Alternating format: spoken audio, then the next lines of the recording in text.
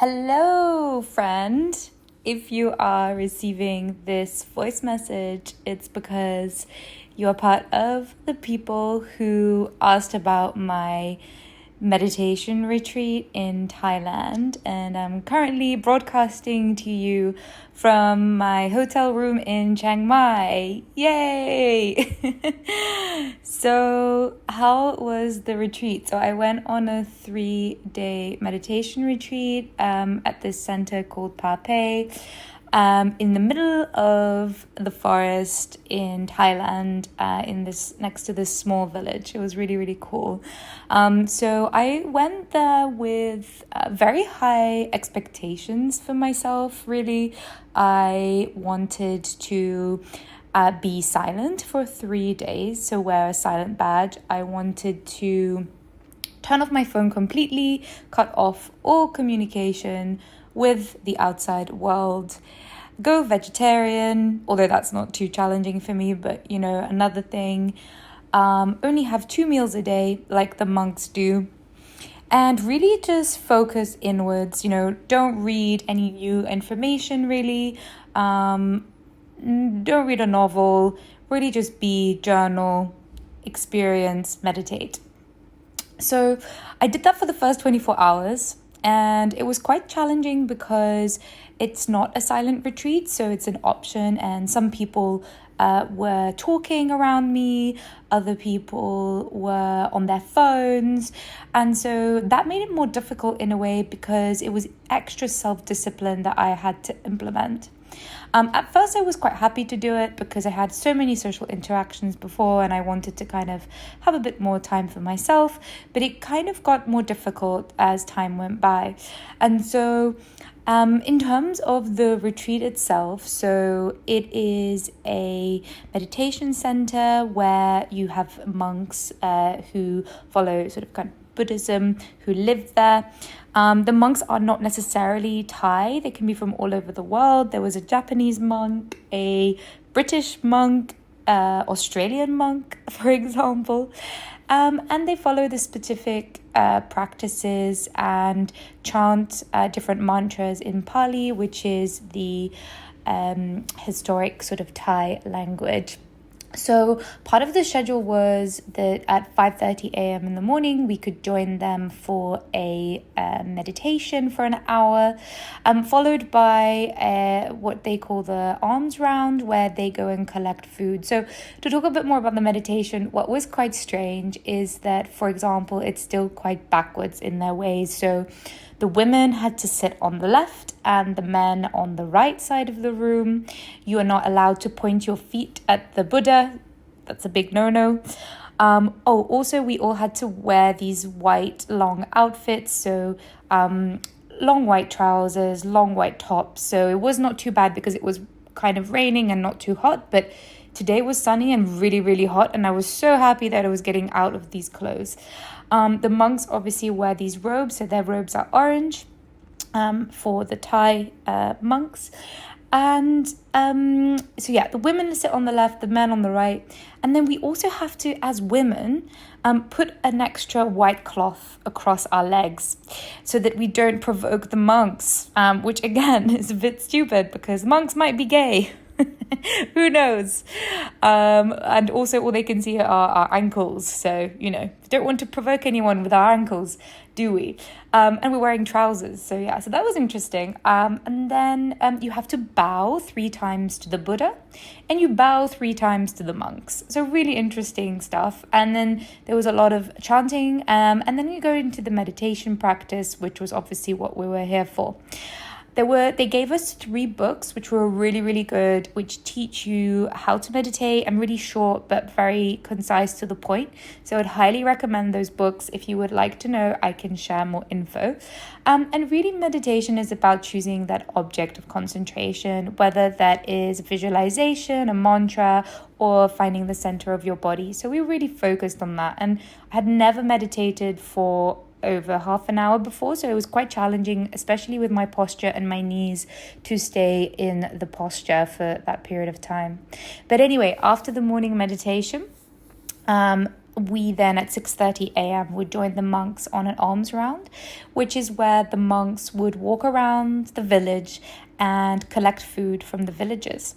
And that's because monks cannot make or prepare their own food, and they cannot use money or any transactions. So they go around and we follow them to help them and carry the food, because they have this bowl and then the bowl gets full and we have to like put it in our bags, the extra food, to carry it for them.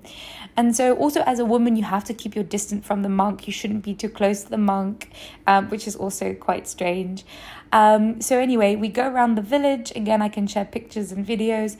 And they arrive at the house, they ring this bell 3 times. So we would ring the bell, someone in the group would ring the bell to announce that we would arrive.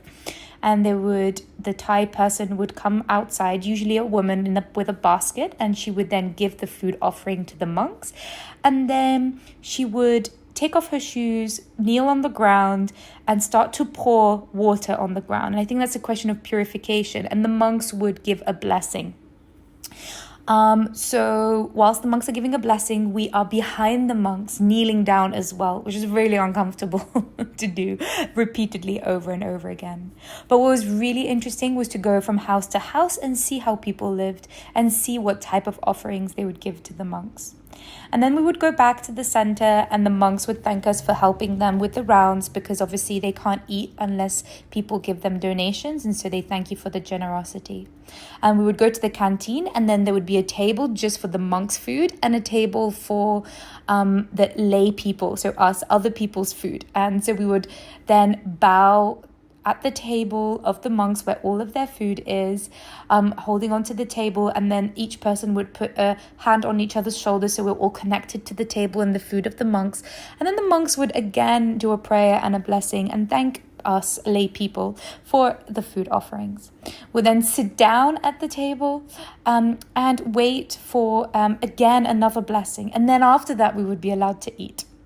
Now, what was quite strange is we were eating at 7:30 a.m. and the cooks would make us like proper meals. So, for example, we had spaghetti bolognese once. I had it with tofu, the vegetarian version, which was very interesting to have at 7:30 in the morning.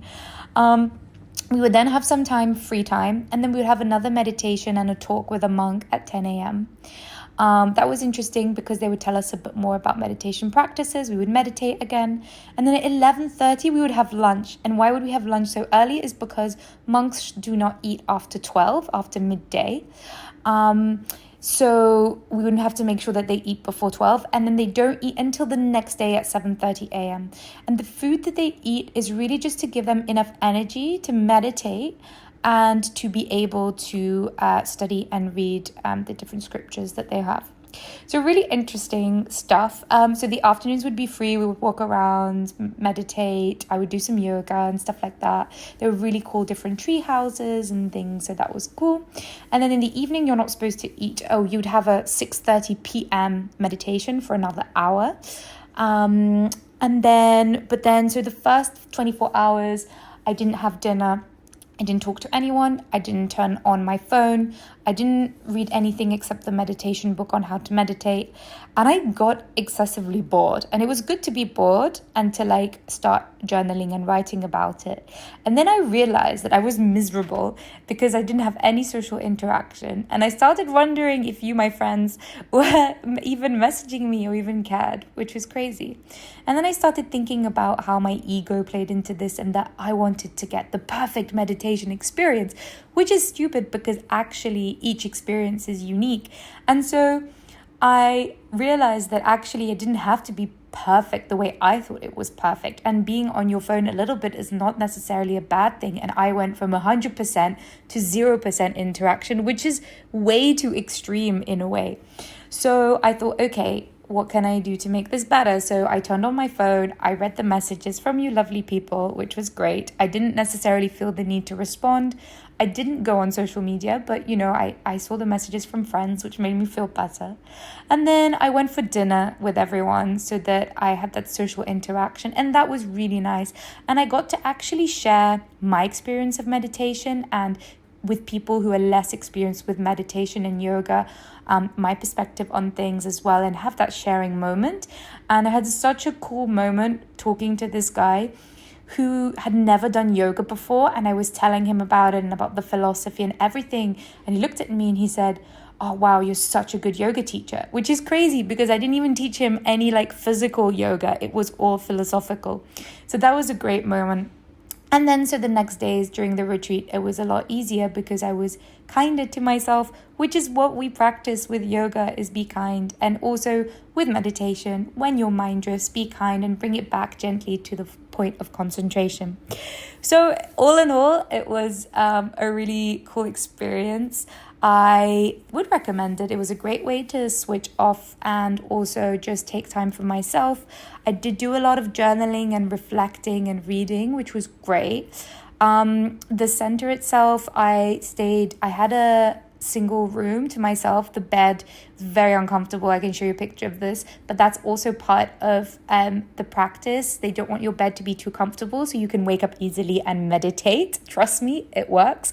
At 5 a.m., the nature was screaming at me that it's so loud. And I was like, right, I don't want to be in this bed anymore. Let's go meditate. It's more comfortable to sit and meditate than to be in this bed right now.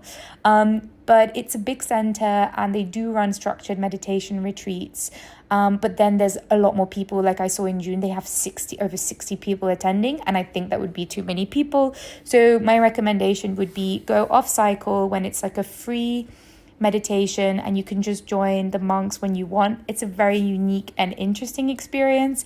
Not that I agree with all the practices, but it was very eye-opening, and they have very good meditation teaching. So if you've never done meditation before, it's a great place. And if you have your own practice, it's great to learn from new perspectives. And also, with less people there, I was able to have conversations with the monks, and I realized that some of them had just been ordained and they hadn't been monks for very long. This guy from the UK was a PT trainer and felt very lost, ended up becoming a monk after staying on the retreat for 3 days, which is crazy.